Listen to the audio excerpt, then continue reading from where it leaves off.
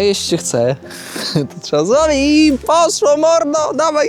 No, miejscówka już ogarnięta, śpiwór wyciągnięty, jeszcze tylko materac napompować i będzie miejscowa do spania, kolacja i spanie, no. Wstaniemy z rana i będziemy sobie tam działać. Jechać w kierunku granicy.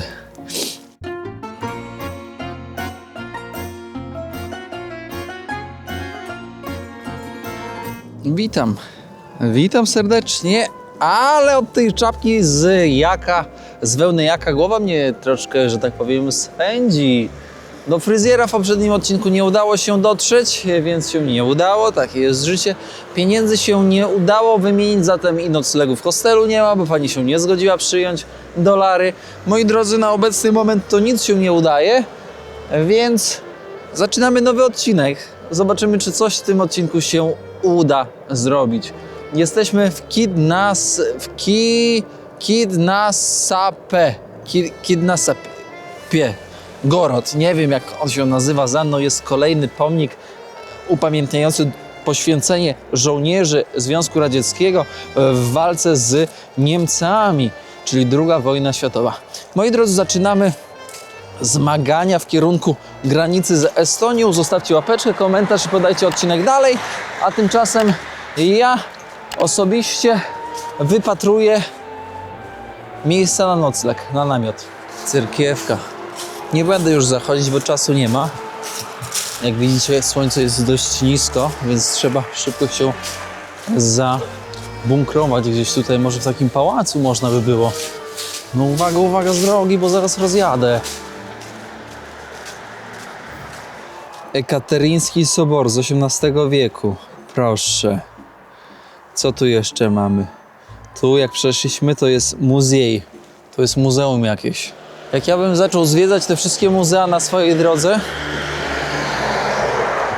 to chyba by mi pieniędzy na podróż nie starczyło. Te muzea w Rosji nie są takie tanie. To kocham na wschodzie. Zobaczcie, natura, spokój, zieleń, czystość, czyste powietrze. Ługa, rzeka Ługa, 350 kilometrów. Z języka starosłowiańskiego chyba można powiedzieć, że oznacza łąkę.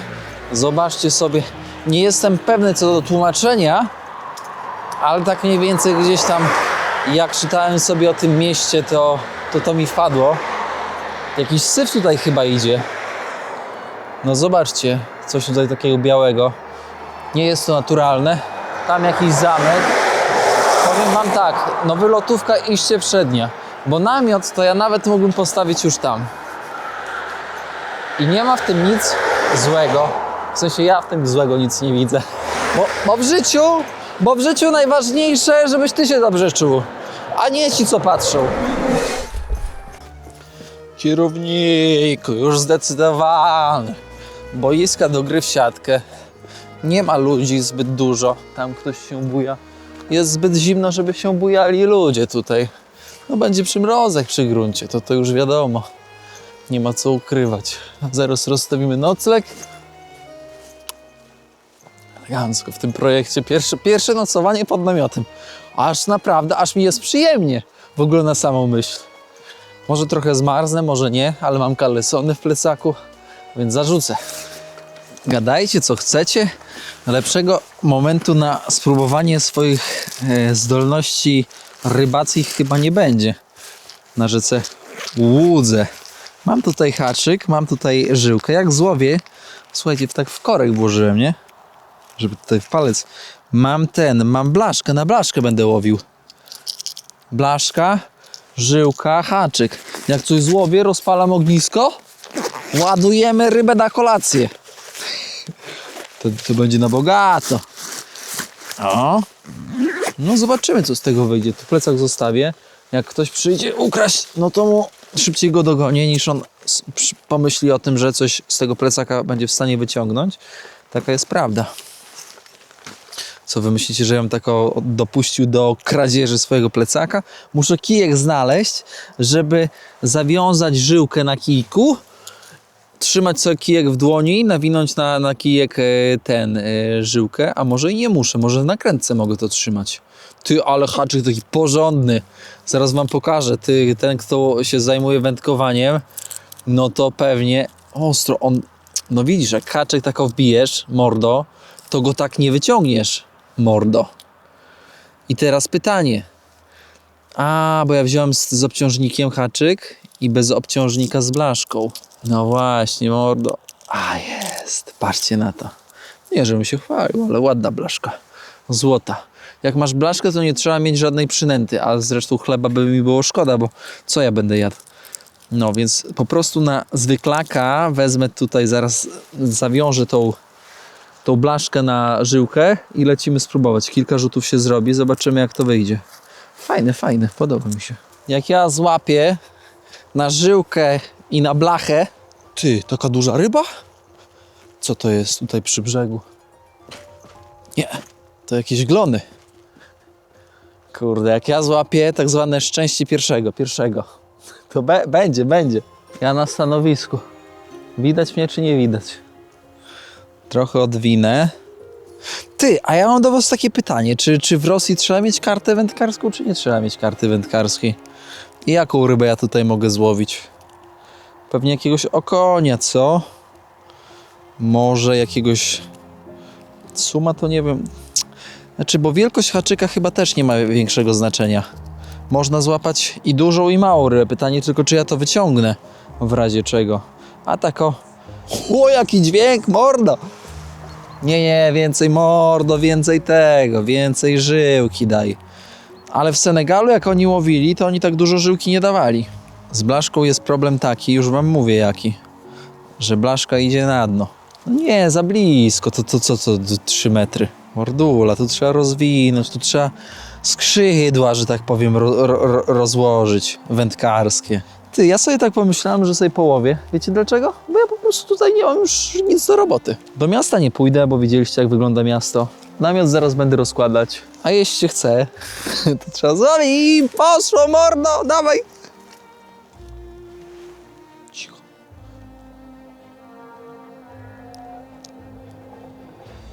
Połowa sukcesu to jest cisza, mordo. Ty, a jak się pracuje taką blaszką? Czy ja powinienem ją nią ruszać jakoś, czy nie? O, i zaczepił ty. Błędów nie popełnia ten, co nic nie robi. Ucz się. Ja czuję, że ta blaszka idzie po prostu mi na dno. Ona idzie normalnie na dno, wiecie? Jakby nie patrzeć, ona za szybko idzie na dno. Czyli ją by było trzeba bardzo daleko rzucić i jak ja ją rzucę, to wtedy po prostu nią pracować, żeby ona sobie płynęła. O, i tak delikatnie podciągać pod siebie pewnie, co? O, tam coś widać, że ryba jest.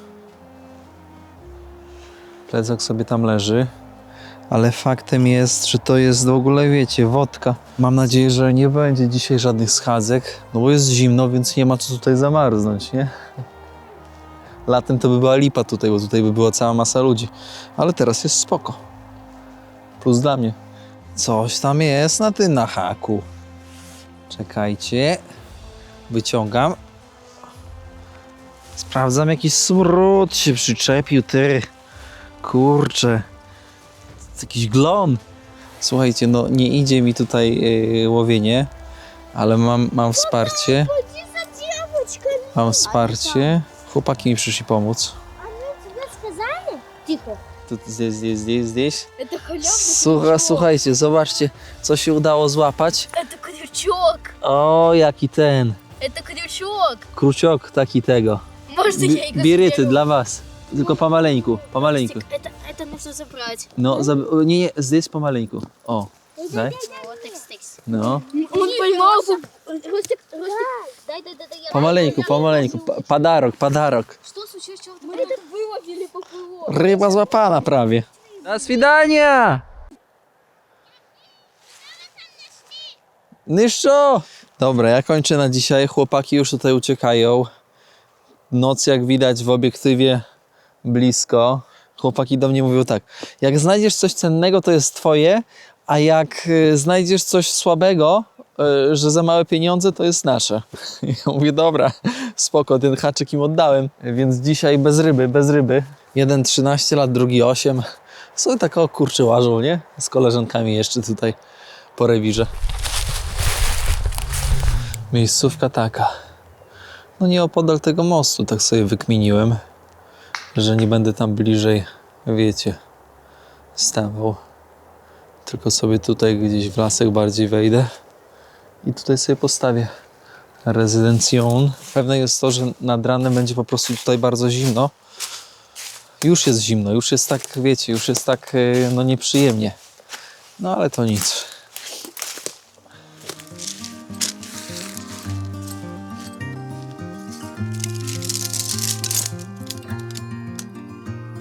I'm a traveling spirit, I've seen many shores, from the West Pacific to the island of Kenya. They treat me like a son anywhere I go, and even though no one can tell, I still feel that I'm alone. I'm alone, I'm alone, I'm alone. Leave me stranded, I know how to handle it all on my own. No, miejscówka już ogarnięta, śpiwór wyciągnięty, jeszcze tylko materac napompować i będzie miejscowa do spania, kolacja i spanie, no. Wstaniemy z rana i będziemy sobie tam działać. Jechać w kierunku granicy. Ogólnie taka sytuacja.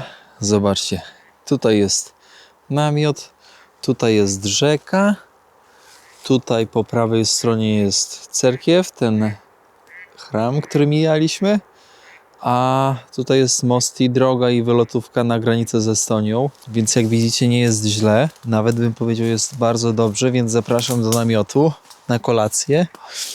Znaczy tak to się mniej więcej prezentuje. O, może to sobie moskitierę otworzyć. Śpiwór, materac. Materac ma folię termoizolacyjną w środku, więc odbija ciepło. Na taką temperaturę do -5, no przy gruncie będzie na pewno mniej. Dzisiaj myślę, że z -5 powinno być, nawet może ciutkę mniej, bo temperatura powietrza będzie -3, więc przy gruncie zawsze jest mniej. No więc ciasne, ale własne. Co ja mam na takie przygody, to nie uwierzycie. Zaraz wam coś pokażę. Patrzcie na to. Gdzie jest... Tutaj. Nie. Czekaj. Nie, najpierw to wam pokażę. Jak ja dzisiaj zmarznę, to będzie hit nad hitami. Dlaczego? Bo mam skarpety z wielbłąda. Z wełny wielbłąda. To jest jeden. A dwa to mam specjalne kapcie puchowe do spania właśnie w takich warunkach. O, voilà. Widzicie? Takie buciki. O. Puchowe. Wkładasz nogę i one mają podnieść komfort termiczny w śpiworze puchowym. No to takie wziąłem, bo zawsze mi w nogi zimno, więc skarpety z wełny wielbłąda i takie papocie, nie wiem jak to nazwać, no ale to ma zdać egzamin. No i ma mi być ciepło i mam się wyspać jak panisko. No i zaraz przystosuję je. Będzie jeszcze kalesony. No a jak bluza merino i kalesony. Kalesony nie merino. Kalesony słabe. To jest słabizna. To są termoaktywne. Nie sądziłem, że może być aż tak zimno, ale dobra. Kto nic nie robi, ten błędów nie popełnia. No i dobra, ja się przebieram w piżamkę. Jak wy chcecie. Ja zaraz kolacja i idę spać. Z kurami. Ale zimno. Zimno, ty. Jutro chyba nawet nie będę zmieniał koszulki, tylko w tej termoaktywnej pojadę od razu, żeby tu się nie bawić w jakieś zmiany i utratę ciepła. A wy w ciepłym sobie siedzicie, herbatkę popijacie. Ktoś tam sobie browarka czyści. A ja tutaj walka o przetrwanie na granicy nieopodal rosyjsko-estońskiej. Nigdy tutaj nie byłem tak naprawdę w tych stronach. Jest to dla mnie też coś nowego. O, i ubrany. Papucie na nogach. Wysody przystosowane.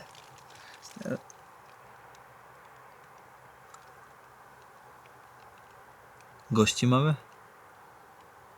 Oby nie, bo nie chce mi się wychodzić. Mordo. Oni nie ryzykują.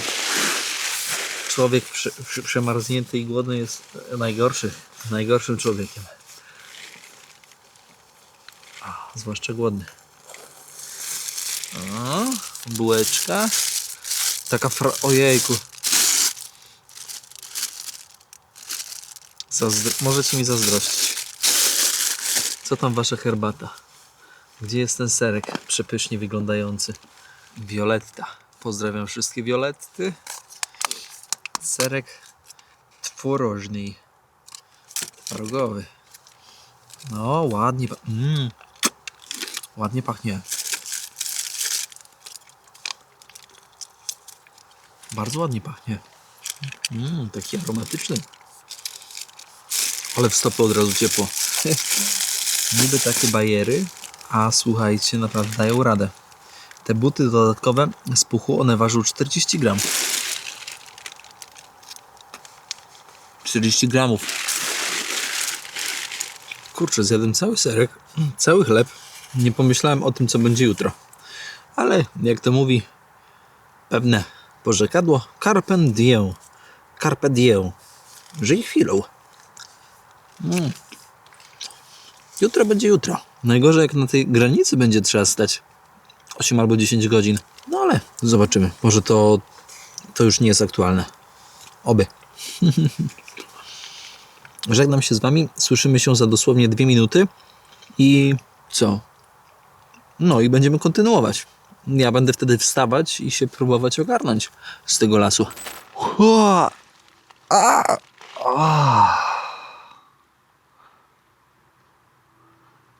Czas wstawać.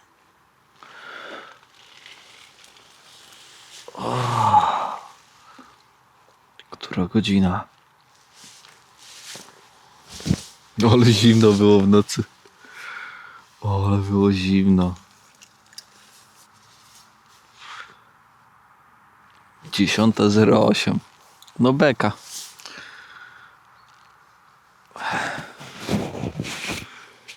Słuchajcie, poszedłem spać o 19:00. Obudziłem się o 10:08. Nawet nie wiem, ile to godzin. Dużo. Ale prawda jest taka, że było zimno na tyle, że ja się o 5:00, o 6:00 obudziłem, bo powietrze z materaca zeszło. Gdzieś musi być dziura. A niestety jak powietrze zeszło, to ta strefa izolacyjna przed zimnem, ona się, że tak powiem, zdezaktualizowała i ciało zaczęło dotykać ziemi. A jeżeli ciało zaczęło dotykać ziemi, bo powietrza nie było w materacu, to uwierzcie mi, było cholernie zimno. Teraz jak siedzę na 2 półdubkach, to czuję normalnie zimną ziemię. Zatyczki wyciągnąłem właśnie z uszu. Właśnie zatyczkę. Mało jest miejsc, w których nie zakładam zatyczek, ale w takiej Rosji, w takim na Białorusi to w ogóle, to tam można glinę włożyć sobie w uszy. Tam nikt ci gitary nie zawraca. Ale tak, no tutaj to spokojnie sobie tak ośpię w zatyczkach. Słuchajcie, zbieram szpargały zbieram.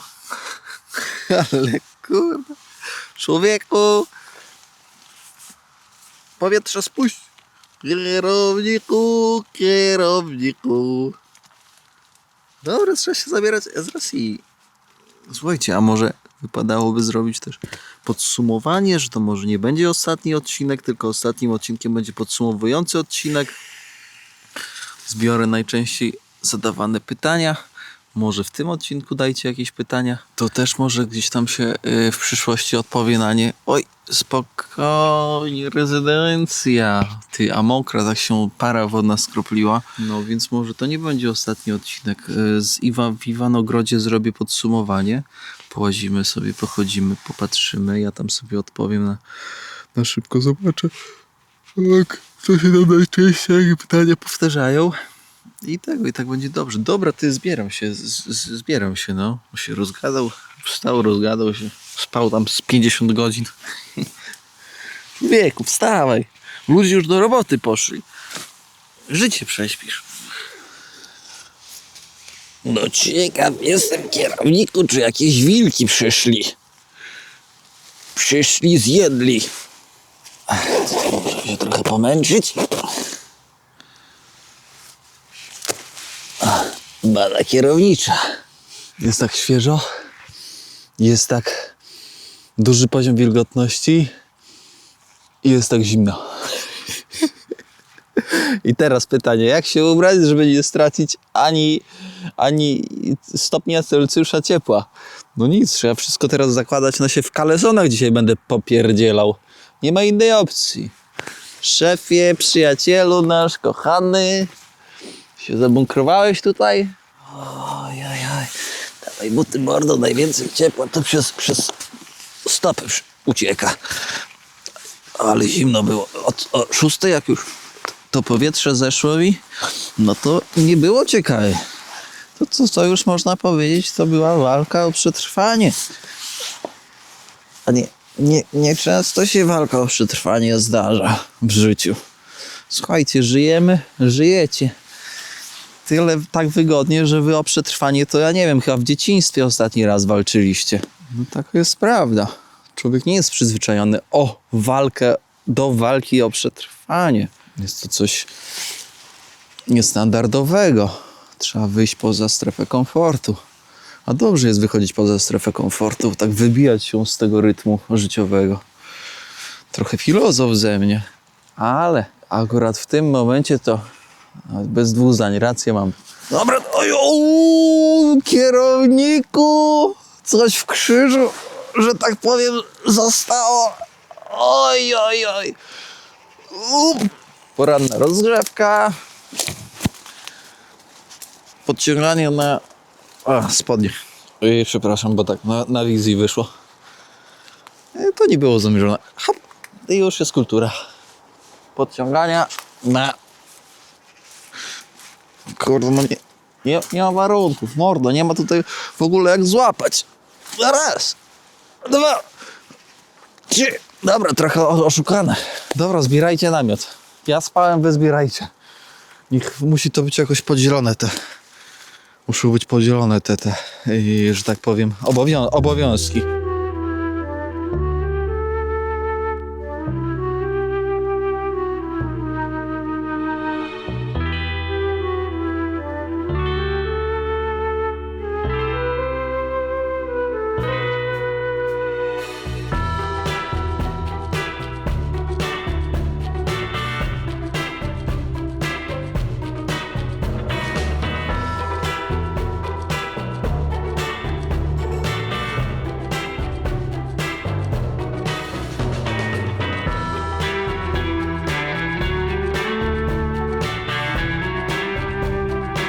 To, co obejrzeliście przed chwilką, to przyspieszenie, czyli ten timelapse trwał 10 minut i zobaczcie, przez 10 minut dopiero udało mi się ogarnąć materac, śpiwór, tropik. Nie udało mi się ogarnąć wszystkiego. W sensie ręce mam takie zimne, że aż normalnie czucia nie ma. Namiot jest mokry od pary wodnej, ale też wszystko tutaj oddycha. Ziemia oddycha, drzewa oddychają. Wszystko oddycha, więc tak. Ciekawe też jest to, że jak ja wtedy się o 6 obudziłem i wyszedłem siku między innymi, no to niestety już tego ciepła nie potrafiłem odzyskać w stopy na przykład. To było naprawdę, powiem wam, zbawienne, bo jak się położyłem za pierwszym razem, no to było mi naprawdę tak przyjemnie, tak ciepło, rozgrzany, elegancko, a tu pyk o 6 i siku, i powietrze z materaca zeszło, więc cała ta logistyka, że tak powiem, proszę, banan. Tym bananem to moglibyśmy, kurczę, normalnie na olimpiadzie rzucać. Prawie jako szczepem z Ekwadoru. Liza z Ekwadoru. Śniadanie nasze. Podkreślam, że zostało nam 6 zł w rublach na złotówki. Aż za tego zablokowałem. Nie mam pieniędzy, muszę jechać do Estonii. Tam przynajmniej będzie można normalnie płacić jak pan kartą. Jak samopoczucie, panie kierowniku? Ktoś by zapytał, czy było strasznie tutaj spać. Nie. Powiem wam, że ja na wschodzie nie boję się spać pod namiotem. W sensie ja się nigdzie nie boję. To może brzmi górnolotnie, ale ta uwaga nie jest tak duża jak w Afryce. W Afryce ta uwaga musi być naprawdę bardzo duża. Powiedzcie mi, wędkarze, taka dziwna piana, tam chyba jest, nie wiem, tam się gromadzi mocno. Ale czy to jest normalne? Mi się wydaje, że nie, bo to nie jest takie naturalne. Ta piana przynajmniej. No więc tutaj tak nie muszę. Tylko ten mróz, no. Na minusie, wiecie, było na minusie. No i po prostu to dało w kość. A tak spoko. Powiem wam, że mentalność, tutaj chodzi o mentalność, bo kilku wędkarzy przechodziło tam nieopodal mnie. Ale nikt tam sobie dupy nie zawraca. Nikt nie przeszkadza. Rozumiecie? W Afryce to już tam z 15 razy. Na Bliskim Wschodzie tak samo. Wiecie, zainteresowanie. No. Na Bliskim Wschodzie no to ktoś by przyszedł i w sumie zaprosił na chatę. W Afryce z kolei ktoś by przyszedł po prostu tylko zobaczyć. No bo ciekawie. Wędkowaliśmy tam. Spaliśmy tam w lesie. Dobra miejscowa, jak coś to polecam. Przyjeżdżajcie do tej miejscowości. Kinsepa.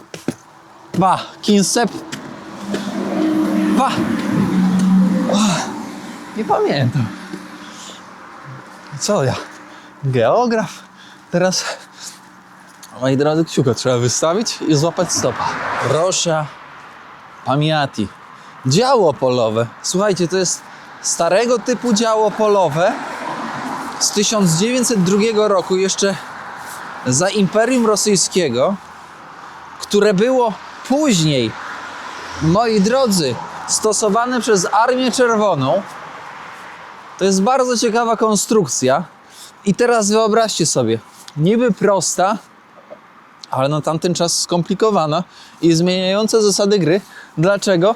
Bo takie działo miało zasięg taki efektywny, nawet do 8,5 kilometra.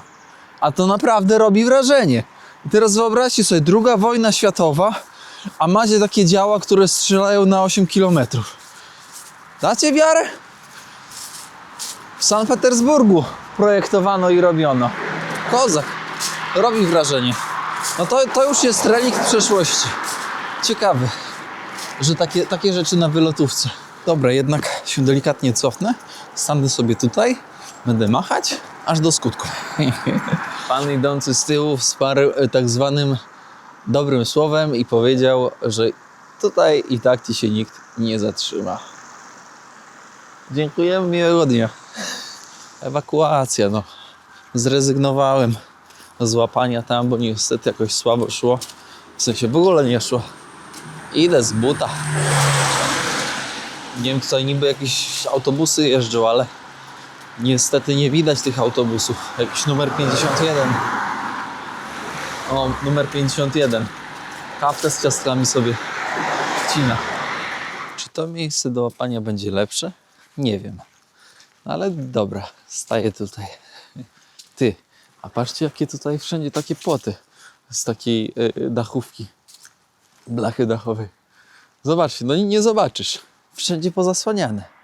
Każdy o prywatę dba. Proszę, widzicie? Normalnie jak na poligonie.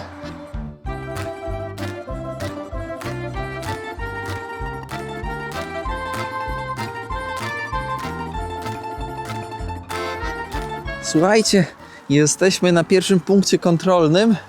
Tutaj między Rosją a Białorusią, a tutaj jest kolejny jakiś pomnik. Pewnie ku chwale bohaterów z II wojny światowej. Wieczna sława bohaterom, no tak. Dokładnie, to pewnie II wojna światowa, tutaj wypisani wszyscy, bo tutaj to wszystko się działo. Tak, coś tutaj muszę postawić, słuchajcie, odszedłem trochę od nich, żeby tam ich nie kusić losu. Gość mi powiedział, że w mieście nie mogę zostać przy granicy, ale jajce, że dostanę mandat. Zasada dobrze nam znana na kanale, że jeżeli czegoś nie można, to można do momentu, kiedy nie można. A tutaj sobie jesteśmy w Iwanogrodzie. Chłopaki we mnie czymś rzucili, ale nie będę ich bił, bo różnica między moim wiekiem a ich jest drastyczna, więc siłą rzeczy ta walka byłaby nierówna. Wybaczam im. Nauczyłem się w życiu odpuszczać i wybaczać. Ferdynandzki Iwan Iwanowicz.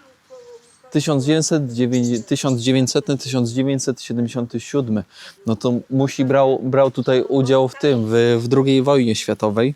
Więc jak tutaj widzicie, Iwanogrod też dba o pamięć swoich. City Center.